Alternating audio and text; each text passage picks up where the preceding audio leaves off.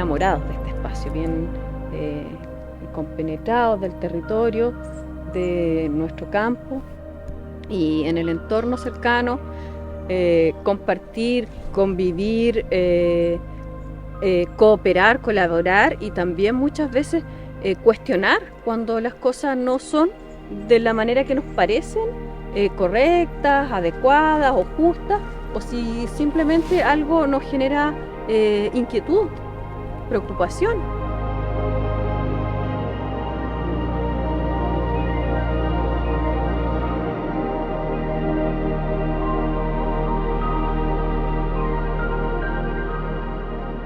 Entonces, por eso cuando apareció el conflicto del parque eólico, estaba conectada con otros amigos y cuestionábamos mucho nuestro entorno. No sé si cuestionábamos, sino que nos sentíamos tan parte que queríamos participar de los problemas y poder decir por qué así, por qué de esta manera, por qué no se informa, por qué no se comparte mayor información. Entonces empezamos a reaccionar cuando nos dimos cuenta que venía algo que era como una suerte de así como la promesa esperada por todos. Viene trabajo, no sé, inversión, todo eso en un paquete súper conveniente aparentemente, pero del cual se desconocía mucho. Entonces empezamos ahí a entrar a preguntar más.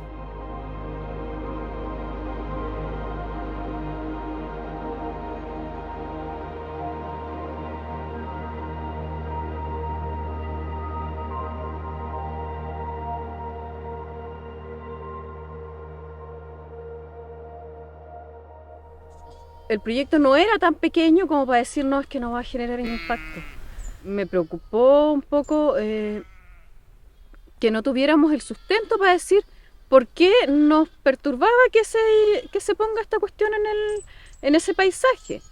Pero después, con el tiempo y con las buenas redes y con la gente que también estaba haciendo en otros espacios trabajo para visualizar las problemáticas ambientales, se fue generando ese contenido, ese fundamento científico para decir que en realidad este sitio era distinto y que tenía características y que había que resguardarlo o tomar ciertas precauciones a la hora de pensar un proyecto industrial.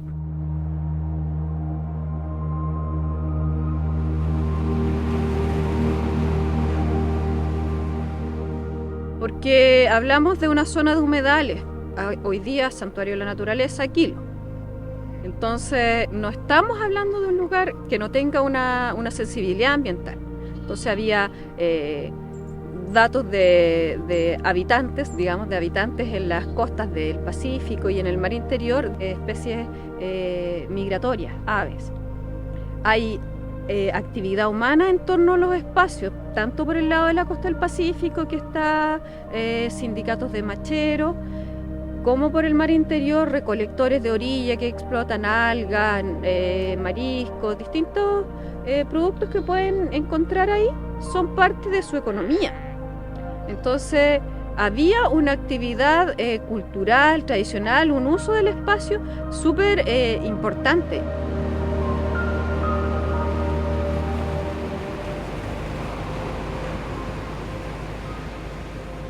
No estaban considerando los factores locales, porque a ellos no les interesaba mirar los factores locales, porque ellos simplemente querían usar el recurso y generar su rentabilidad a través de eso. Pero nosotros como lugareños no podemos tener la misma perspectiva que tienen ellos, obvio. O sea,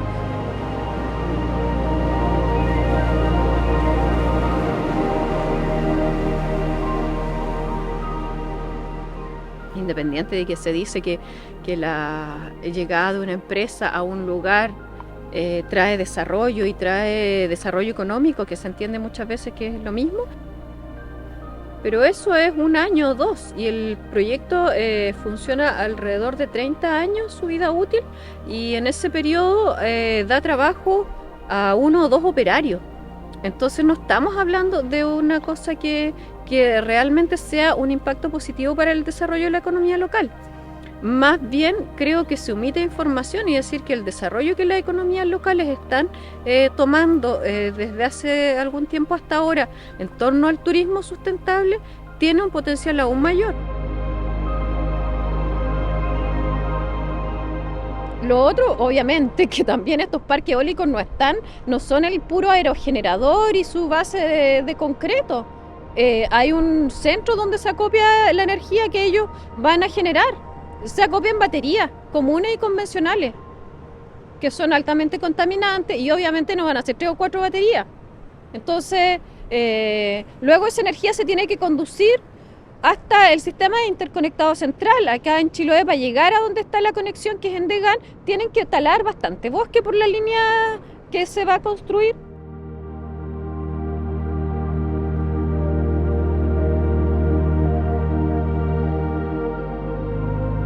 Y obviamente el cuestionamiento mayor surge también hacia las entidades o hacia las instituciones públicas, donde están ellos cuando se trata de hacer esta labor. Pues si el vecino, si el ciudadano no está dentro de sus intereses o dentro de sus preocupaciones, hacer esta labor de velar porque su entorno sea respetado o valorado, está la autoridad que le compete hacerse cargo de eso.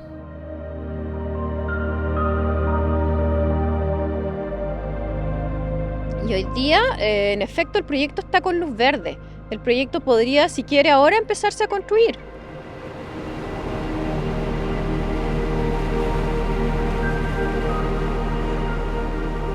Yo creo que hoy día, independiente de que vengan ellos con estos ofertones a la comunidad, las comunidades están un poco más despiertas.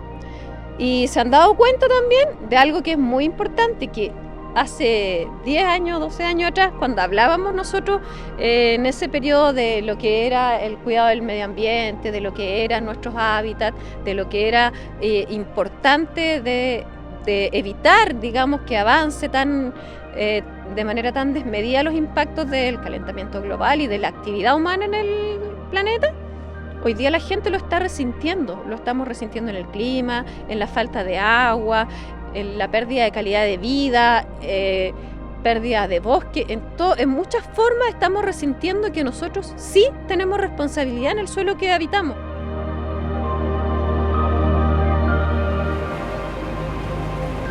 Entonces yo digo, ¿por qué no consensuamos toda esta información y generamos propuestas más a nivel domiciliario, comunitario, y no estas cuestiones tan invasivas? O sea, qué feliz sería la gente del archipiélago, de islas menores, que tengan 2 o 3 aerogeneradores que puedan sustentar la energía de las islas pequeñas, de los habitantes de ahí. Pero no estas cuestiones mega que son solamente para sacar un recurso y llevar todas las ganancias para afuera. Entonces ahí yo creo que está como un poco la discordancia de cómo se plantean las cosas dentro del archipiélago, porque además, por ser isla y archipiélago, tenemos otras características. No pueden venir y ponernos kilómetros y kilómetros de parques eólicos. No lo va a resistir el territorio, no lo vamos a poder resistir.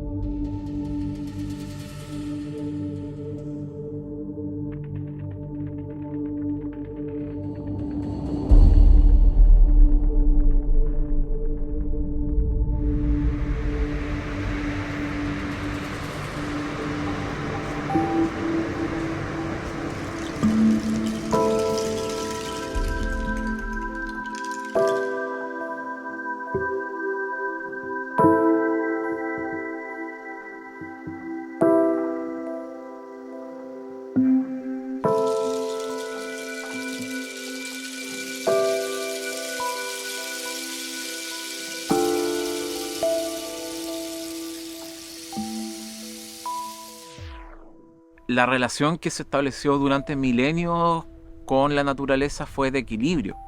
Pero en las últimas décadas, yo diría posterior a 1960 sobre todo, se aceleraron los procesos de privatización de la naturaleza, los procesos de contaminación del agua, del mar, eh, y procesos también de sobreexplotación y agotamiento de recursos naturales.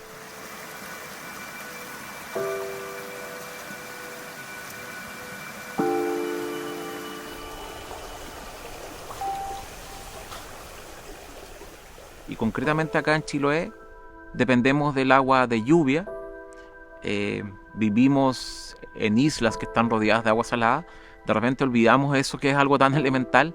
Entonces el agua que tomamos depende de la capacidad de nuestras islas de almacenar el agua, de purificarla y tenerla disponible todo el año para el consumo nuestro, pero también de todas las formas de vida que comparten con nosotros estas islas y este planeta.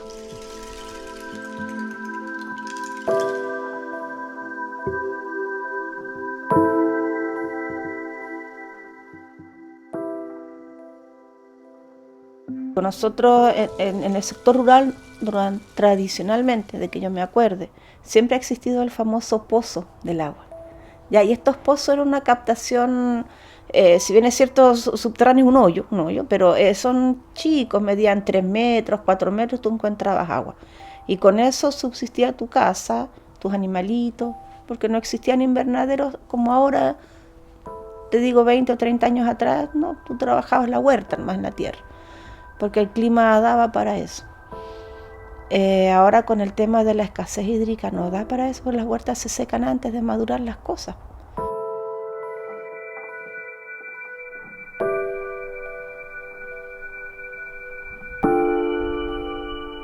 La base material de la cultura chilota depende de la tierra y depende del agua para seguir subsistiendo como cultura. La transmisión de saberes, de prácticas económicas, de conocimientos, dependen de que se mantenga la ruralidad. Si la ruralidad desaparece, porque hay problemas ambientales como la escasez hídrica, dentro de otros problemas que afectan hoy día a la ruralidad chilota,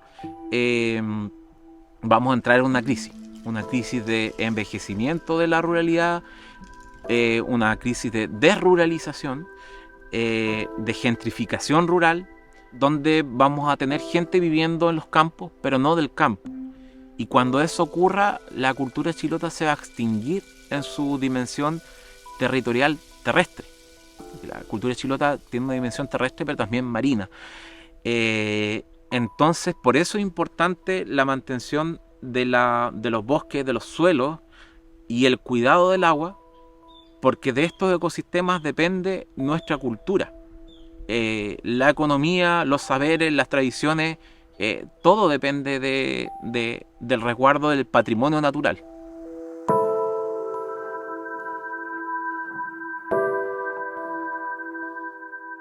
$30 años atrás, el agua no era un tema, era simplemente algo climático. Yo me adaptaba a las condiciones del clima, yo sabía que si yo siembro en octubre, en diciembre iba a tener mis plantitas, me iban a durar hasta marzo o abril a lo mejor.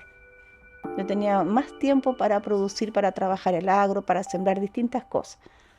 Hoy en día eso ha cambiado, tenemos que ir viendo que por la escasez hídrica, los sistemas de regadío, uno ha tenido que ir aprendiendo otras cosas.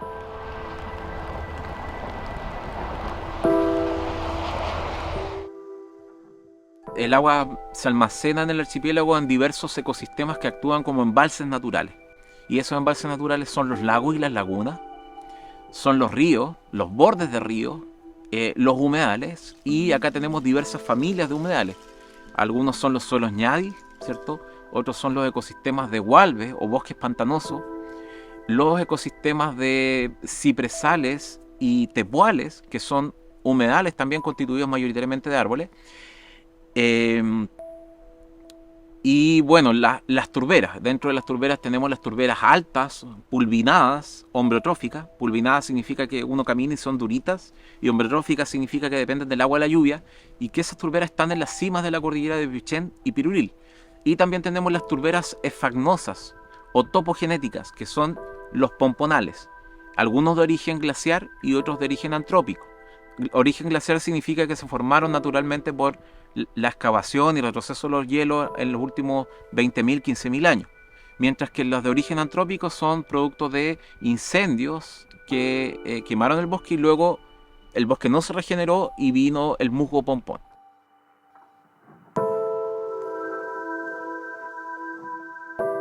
Tenemos en primer lugar una deforestación histórica. ¿Qué quiere decir histórica? En los últimos 200 años Chiloé ha perdido una gran cantidad de bosque.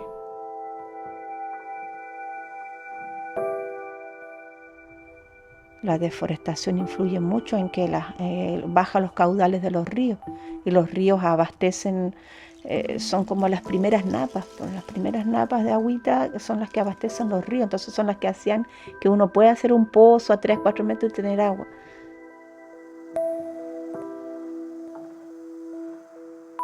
La deforestación, ¿por qué es relevante con el agua? Porque el bosque tiene la capacidad de almacenar agua y liberarla lentamente en el verano. En cambio, una pradera, el suelo de una pradera también almacena agua, pero se satura más rápidamente y entrega esa agua de manera más rápida a los ríos. Y el agua de los ríos se devuelve más rápido al mar.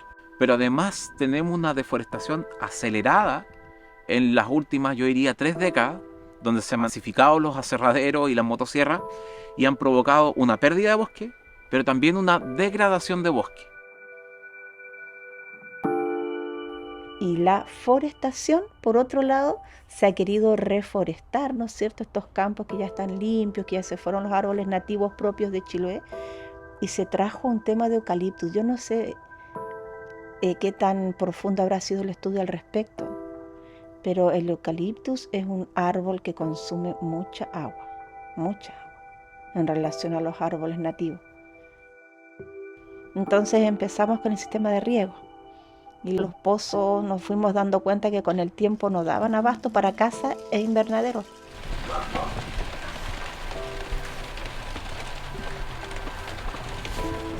Nos hemos adaptado al sistema de invernaderos. Hoy en día así es como uno sobrevive en las agriculturas. Tú salete de ahí. Pero también tenemos otros problemas más. Tenemos drenaje de las turberas y de los pomponales, extracción del musgo pompón, del musgo sphagnum, ¿cierto? Sphagnum magellanicum, que es el musgo que retiene una gran cantidad de agua y que también la libera lentamente en verano. Y tenemos además procesos de contaminación de ríos, de lagunas, de humedales, producto de derrames de sustancias químicas, también de coliformes fecales, que son procesos que a mi juicio no están del todo estudiados.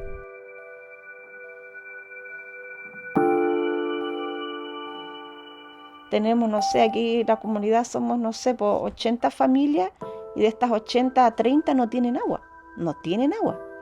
Se les secó el pozo y el pozo no volvió más nomás. Eso ha generado todo un cambio en el sistema de vida y empezar a ver tu entorno de otra manera.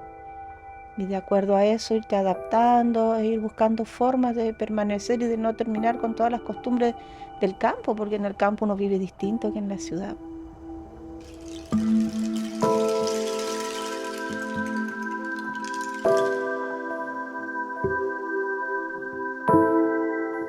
Acá en Chiloé la agricultura es muy pequeña, es una agricultura patrimonial de autoconsumo con un pequeño excedente que se comercializa fundamentalmente en el mercado local. Las hortalizas dependen del agua, ¿cierto? En los invernaderos, en las huertas, pero también el consumo que tienen el ganado tanto bovino como ovino, que si bien no es tan importante como en otras partes de Chile, sustenta una pequeña agricultura y ganadería familiar campesina que tiene un valor de abastecimiento local. Si yo tenía una huerta grande de antes, no sé, pues yo sembraba, por decirte, 100 metros cuadrados de huerta y reproducía mis lechugas, mis habas, qué sé yo, la hortaliza propia de aquí de la zona. Ahora eso también bajó su producción, porque el clima ha cambiado, el agua se escasea en diciembre, en enero, entonces yo tengo que entrar a regar mi huerta. porque si no se me secan las cositas y no las tengo. No tengo mis hortalizas. Entonces, ¿de dónde saco agua para regar huerta? Si no tengo agua, si el agua en diciembre, enero, aquí este sector nosotros le pedimos agua a la municipalidad, porque ya en enero no hay agua para el consumo de la casa. ¿Me entiendes? Entonces, eso cambia tu vida, cambia tus ingresos, todo cambia.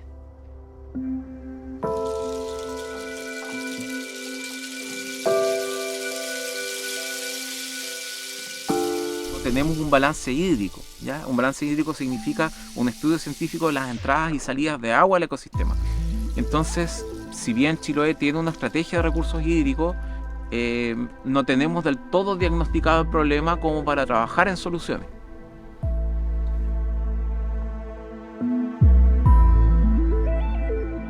Entonces ahora empiezas a trabajar más el sistema de colección de agua. Y esto todo es inversión, y aquí ya entramos en otro tema, que es el tema de dónde sacas tú la ayuda para generar esto, porque todo esto que estoy hablando de un acuatero, de un invernadero, sistemas de regadío, APRs para regadío, eso es plata. Eso es inversión que uno como campesino tiene que buscar las instituciones que te pueden apoyar en eso. Y entonces nos vimos la necesidad de organizarnos para ir supliendo esta necesidad básica, porque este sector acá donde vivimos es un sector húmedo y agua hay, profunda. El agua tiene que ser una inversión hoy en día. ¿Me entiendes? Entonces esta inversión no está en nosotros porque es mucha plata. El futuro de nuestra cultura, de nuestra economía, de nuestra fuente laboral y también de nuestro bienestar y de nuestra felicidad depende de que logremos restablecer relaciones armónicas y saludables con nuestros ecosistemas. Entonces, sí es importante organizarnos, sí es importante fomentar un desarrollo rural, un desarrollo campesino. Se puede, sí se puede. Entonces necesitamos que nuestras autoridades nos ayuden, que nos apañen, que nos apoyen en nuestra organización y en nuestros intentos por buscar todavía quedarnos en el campo y vivir acá y mostrar que sí podemos desarrollarnos acá todavía, que la actividad económica agraria todavía rinde. Pero para eso necesitamos apoyo, porque si el clima nos está jugando en contra, si el agua nos está faltando, pucha, busquémoslo. Inviertan en esto, que nuestras autoridades sepan que no están botando plata, al contrario, es una inversión, es un desarrollo. Y a lo mejor paramos un poco la migración y volvemos a mostrar campos productivos.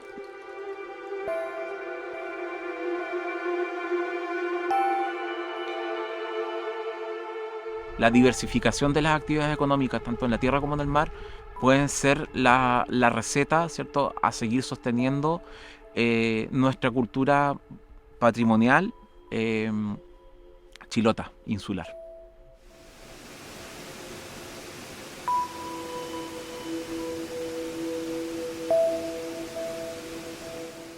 Yo trabajé hasta hace poquito en el pueblo, trabajaba horario de oficina de 8 a 6. ¿Y qué hacía yo en las tardes de verano? Venía acá y cultivaba una cosita y plantaba un árbol para acá. Me levantaba a las 5:30, 20 para las 6 de la mañana, dejaba trabajado antes de irme a la pega. Yo tenía que estar a las 8 en Ancú. Antes de irme a la pega, dejaba hecho aquí mi invernadero, que regado. Entonces, ¿por qué es importante el agua? Porque yo aprendí que el agua es vida. Es vida. Tú vives gracias al agua. Si te crece una planta en el invernadero es porque la regaste. ¿Me entiendes? Si puedes cocinar y puedes comer es porque tienes agua, no solo para beber. Entonces el agua es vida. ¿Y por qué luchamos por el agua? Porque yo siento que los campos no pueden morir. Porque la vida en el campo es la mejor vida.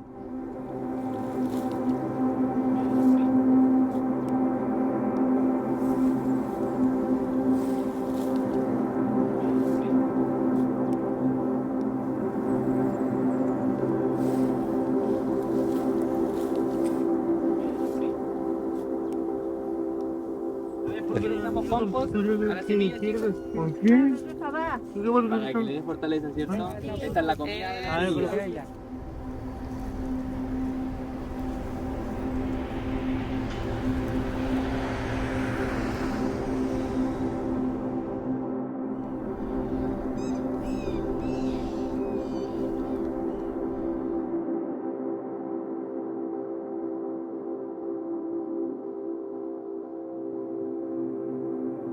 Tenía 5 años cuando llegué a establecerme en Mocopulli con mi mamá y mi papá y mi hermano. Y hoy día tengo 45 años, así que son 40 años ya que vivo acá en el sector.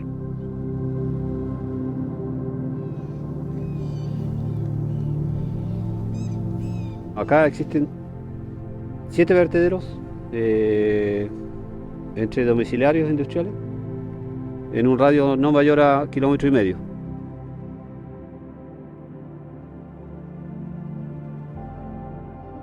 La instalación de estos vertederos nunca fue informada, ¿no? Nosotros nunca fuimos informados, nunca hubo un proceso de participación ciudadana si nosotros queríamos estos vertederos acá. Así que nos encontramos con los vertederos de repente instalados y ya no mucho más no había que hacer. La experiencia para nosotros ha sido muy negativa en relación a la instalación de estos vertederos porque han actuado todos al margen de la ley, no solo en el tema de cómo disponen su basura en los respectivos vertederos, sino que también en temas administrativos.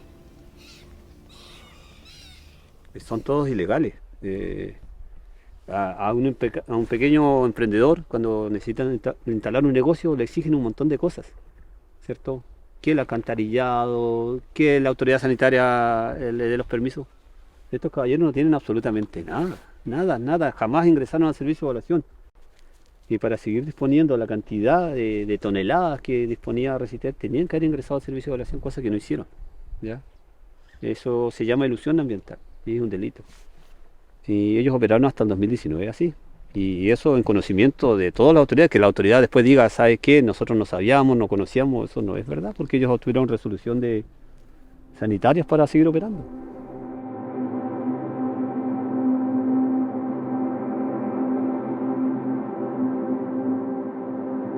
Y para todo es sabido el vínculo que existe entre la política y el mundo empresarial.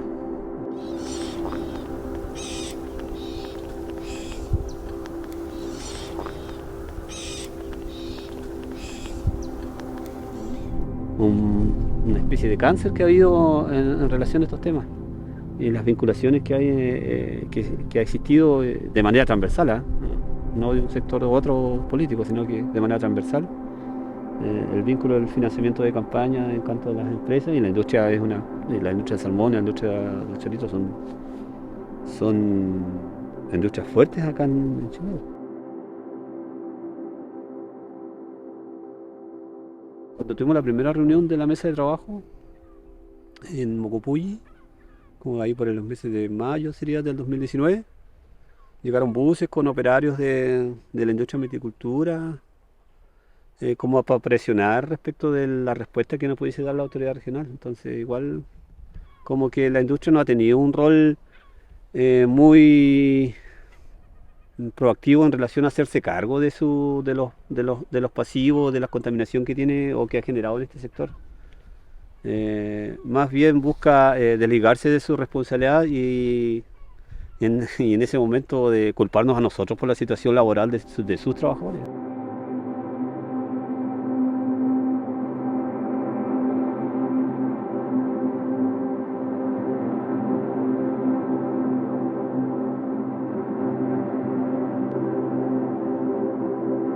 Los primeros vertederos del año 94, nosotros todavía ni siquiera se hablaba, no se tenía conciencia de lo que es el cuidado con el medio ambiente. Entonces, recién empezamos a tomar conciencia como comunidad por los años 98, creo, por ahí, cuando una vecina que inició todo este tema de denuncias y todo este tema de la situación irregular que estaban los vertederos, la señora Gladys Barría, empezó a reunir a los vecinos y nos empezó a abrir los ojos en este tema, y también porque nosotros nos dábamos cuenta por el tema de los malos olores que estaban llegando a los hogares. Entonces, no solo nuestra lucha ha estado enfocada en el tema de los vertederos, sino que con otros proyectos o empresas que han querido instalarse o que se han instalado y que han generado cargas ambientales por otros años.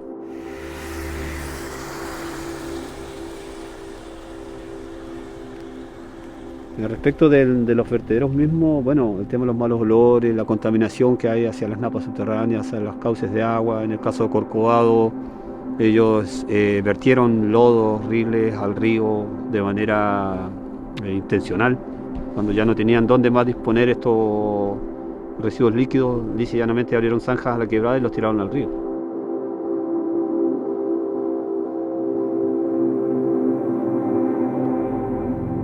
Aquí no existe ningún estudio respecto de cuánta magnitud de contaminación hay, ¿ya? Entonces difícilmente alguien como yo pueda saberlo sin tener la expertise técnica ni los estudios para decirlo, pero evidentemente acá hay un grado de contaminación enorme, dado que ya un vertedero sin impermeabilización genera una cantidad de lixiviados, una pluma de lixiviados que viaja, ¿cierto?, a través de las napas subterráneas. Imagínate lo que son 7. Si existen 7 vertederos, lo más probable es que el agua ya no esté apta para el consumo humano.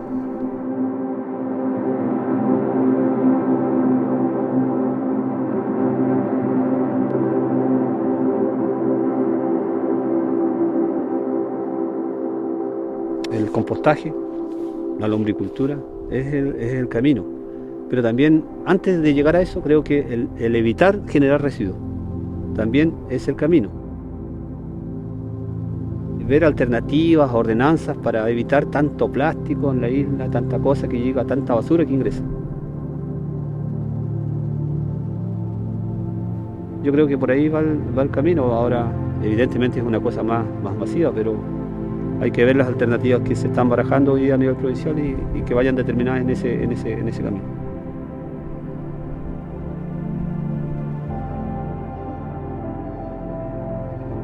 Si nosotros no cuidamos nuestro entorno, no cuidamos nuestro medio ambiente, no estamos cuidando nuestra propia vida.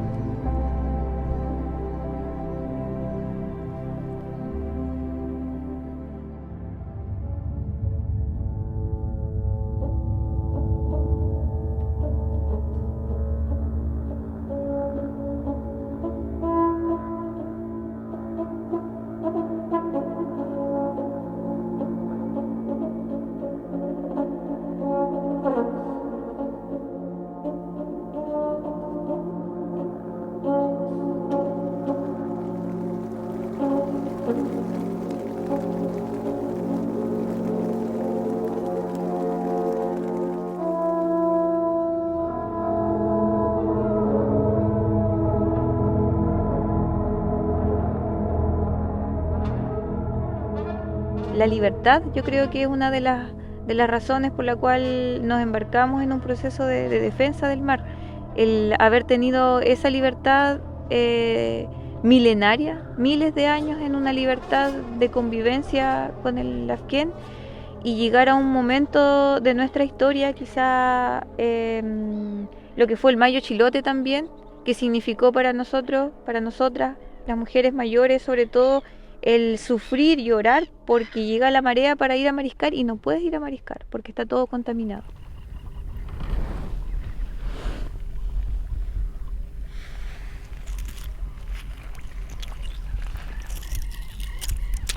Eso fue como una predicción de lo que podría ser el futuro si seguimos permitiendo que esto que nos muestran como desarrollo continúe invadiendo de esa forma nuestro mar.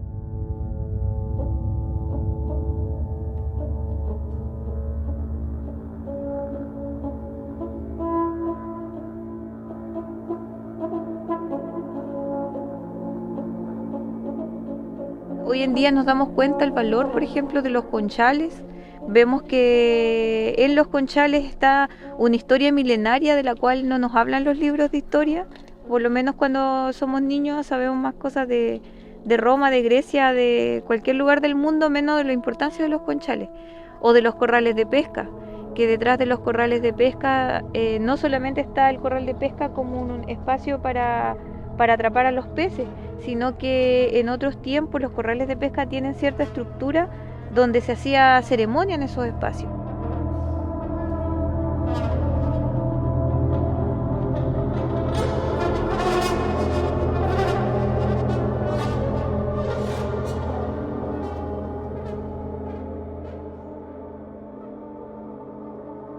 ante la amenaza de la destrucción de nuestros ecosistemas.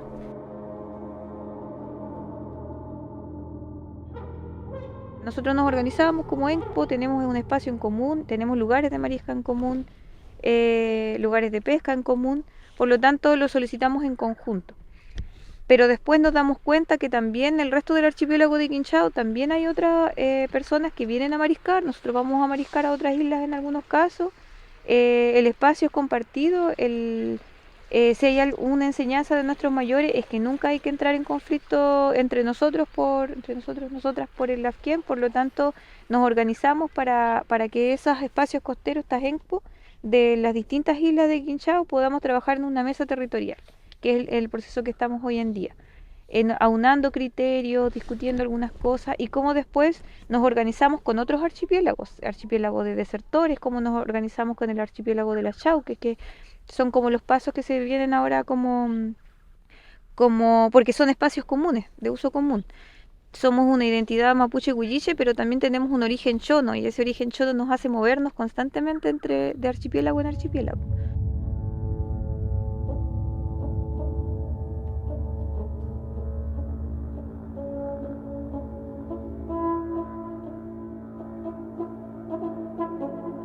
La ley Lafkenche es una ley que es levantada, que es creada por comunidades, donde la ley de pesca no puede cubrir las necesidades y la forma de ver de las comunidades, que no es solamente productivo un espacio costero de pueblo originario, necesita una ley especial, que pueda respetar también su espiritualidad, que pueda respetar que no solamente queremos producir para generar riquezas, sino que además queremos que sea sustentable en el tiempo. Por lo tanto, se crea esta ley y esta ley valida los saberes de la gente. Es algo que está todo el tiempo siendo amenazado porque no fue creado desde los grandes poderes políticos ni económicos, entonces está todo el tiempo siendo amenazada porque la industria pierde intereses con los espacios costeros. Entonces nos organizamos como a nivel territorio.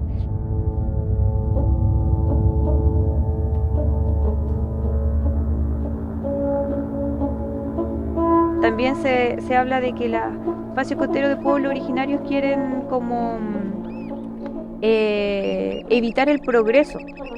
E incluso han salido hablando algunos sindicatos de trabajadores de las salmoneras que dicen que los espacios costeros van a evitar que se siga desarrollando la vida de los trabajadores de la salmonera.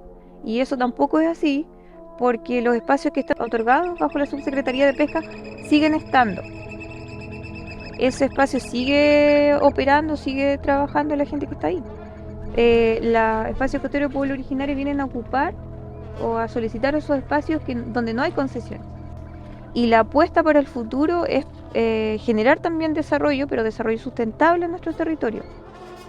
Como restablecer los ecosistemas con huiro, con sargazo, que le conocemos, que es como el lugar donde anidan los peces.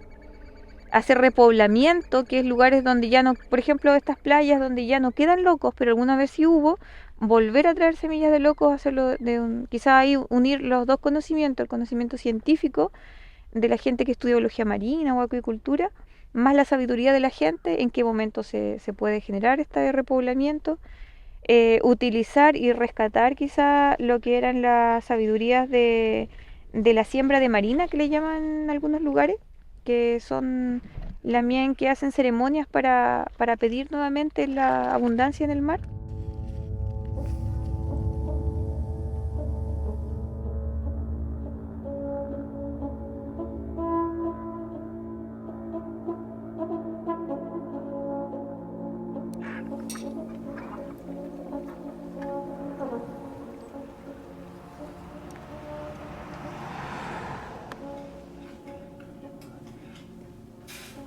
Entonces, ¿cómo educar o cómo volver a generar esa sensibilidad?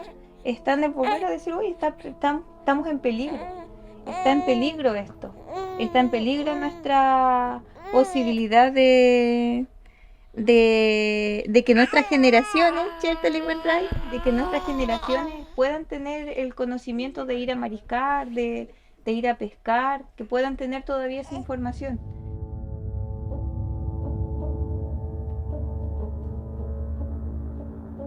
en estos territorios del archipiélago todavía queda gente que va a pescar. Y lo digo todavía porque es una práctica que ha disminuido considerablemente porque ya no hay recursos para pescar. Lo que sale principalmente es robalo y pejerreyes, pero antes habían... Ahí mi mamá puede contar de toda la cantidad de peces que habían en los mares, po. Mami, tú te acordarás todo lo que cuando mi papá iba a pescar, todas las cosas que sacaban. Así cualquier cantidad de jureles, sierras, róbalos, pejerreyes, también otras que eran las perras que le decíamos, unas pescados que son colorados. Eso.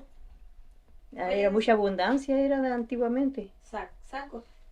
¿Sí? Ah, no, pues por supuesto, pues. Caballas eran de jureles, por lo menos. Nada que ver con los jureles que hoy día se están vendiendo en el supermercado, o sea, en el mercado de la feria. Esos son chiquititos, pues son. Y antes eran unas cosas más bonitas, más grandes.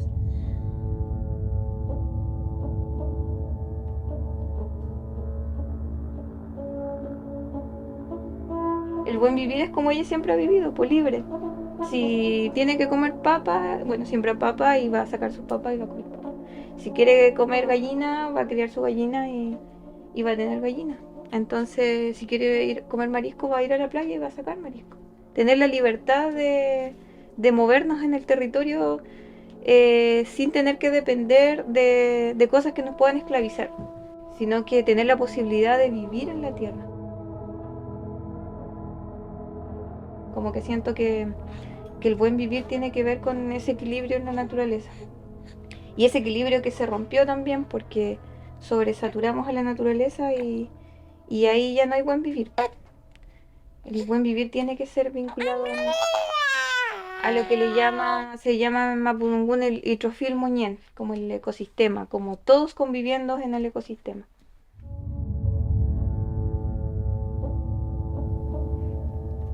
Kume Nehuen, Kume Felén, Kume Kimun, Itrofil Muñén,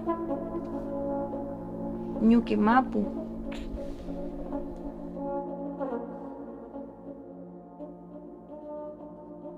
En memoria de los Cuifiqueye, de nuestros ancestros, Kume Huaychán, Compuché, que tenemos pocas oportunidades en estos tiempos para defender nuestra Mapu, para defender nuestro Lafquén, para defender el Itrofil Muñén. Nos queda poco tiempo y nos queda poca Mapu aún. Hay que defender el Lafquén, hay que defender la Ñuque Mapu. Este es el momento.